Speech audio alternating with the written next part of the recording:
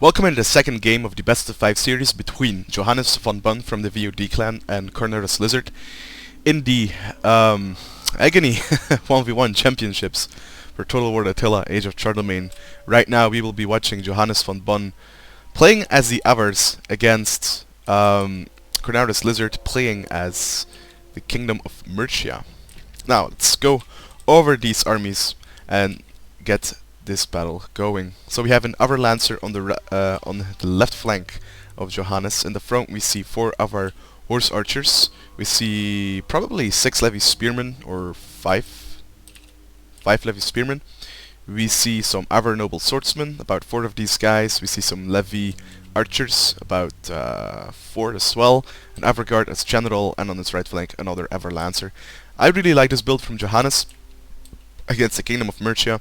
Although I personally would go with less Spearmen and more Lancers, but that's of course my like everyone has a different playstyle, so who am I to judge? We have for the Kingdom of Mercia we have 2 horsemen on the left flank as on the right flank, and wow, this is a very compact, expensive army, really. We have a front line consisting of 4 elite swords for the Kingdom of Mercia. We have 3 normal swords, we have an axe unit, and we have a Royal Companion General. And that is it. No skirmish at all against the Avars. I'm gonna press play. I'm gonna press a little bit on fast forward since this is probably gonna be a skirmish game. So here we go. Johannes is approaching and he's just immediately gonna start firing into these swords. These swords don't have javelins or whatsoever, so he is able to fire at them all day with the horse archers. If he takes out the cavalry, which is his first priority, then this should be an easy game for Johannes. But nothing really has been done. We can see that Carnasaur is running forward. He really wants to get an engagement with Johannes. If he doesn't get an engagement, if he can't tie up Johannes' units with his cav, and it's going to be really bad for him. And oh my god, this horseman is going to get charged by an Avar Lancer.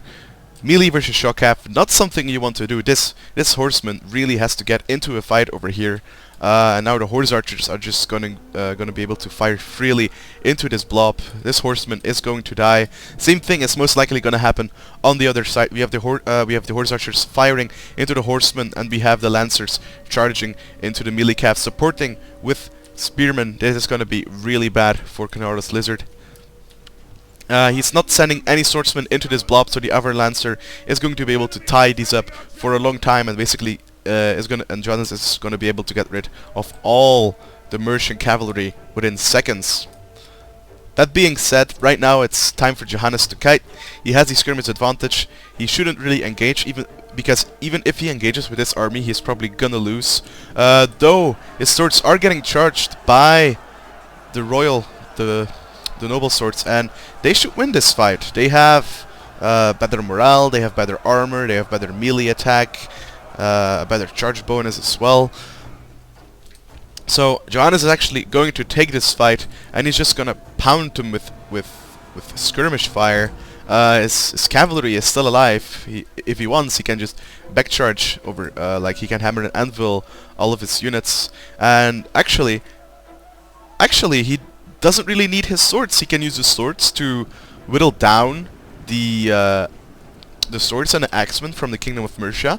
And even if his swords lose, all these swords will be damaged, and he can just kite back with his archers. So he doesn't really need to pull back, and I think it was a good choice to actually just make a stand, just let the swords do the work. And I think the swords are in shield wall. Yeah, the swords must be in shield wall. I might be wrong though. But yeah, I think that Johannes cleaned up this flank. He's probably gonna do an anvil on this flank, or he's gonna anvil over on this flank, and I think it is pretty much over for Carnasaur Lizard.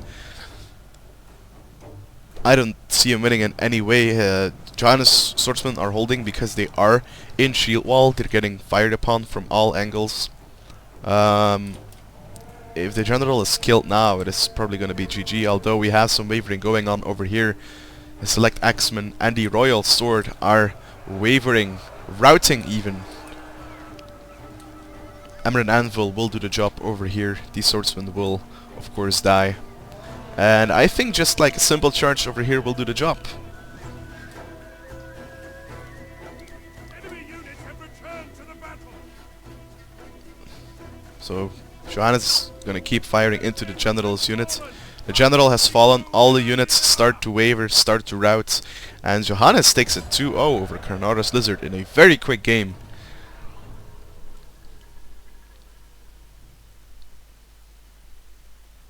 I think it once again came down to Johannes having the better build over Carnasaur's Lizard. The Avars are really a heavy skirmish based faction, so you at least want to have some archers in your army and perhaps some less quality swords. Anyway, thank you guys for watching. See you guys in possibly the last game or game 3.